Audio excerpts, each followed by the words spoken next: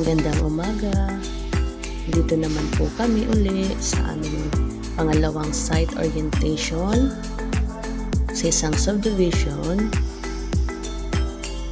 ang Victoria Highlands Subdivision. Developer po ay ang Imperial Homes, located at Santo Domingo, Iriga City. Ito na po siya. Tadaan po muna tayo sa guard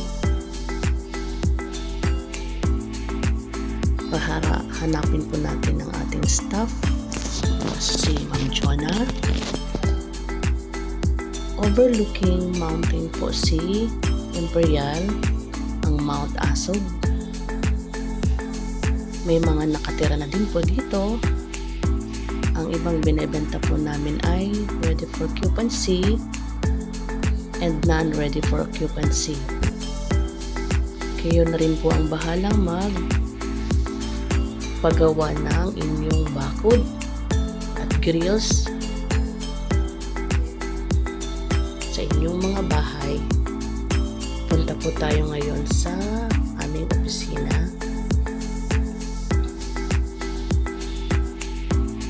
Ang Imperial Office. Dito po nagre-reserve sa office na yan. Dito po, yan ang opisina ng Imperial Homes ng Iriga City.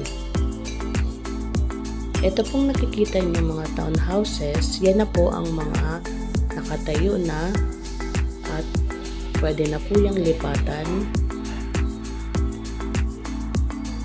May iba-iba pong bakante pa dyan. Kasama po namin ang aming staff na si Miss Jonalyn. Pwede po kayong magpaganitong bahay or bakod para sa townhouse. Ito po ang Chara model. Lot area 40 square meter and floor area is 36 square meter. Kasya po ang 2 bedroom. Ito po ang kanyang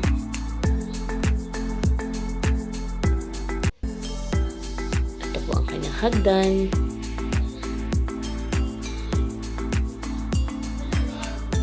May maliit na cabinet sa baba. May CR isa. Ito naman po si Eliza. 3 bedrooms. 2 toilet and bath. Ayan po. Ganyan po siya kaganda.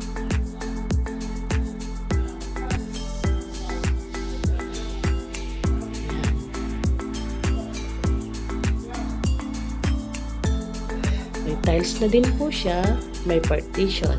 Meron po silang playground na maliit para sa mga bata na gustong maglaro. Ayan na po ang kanilang mga nagawa.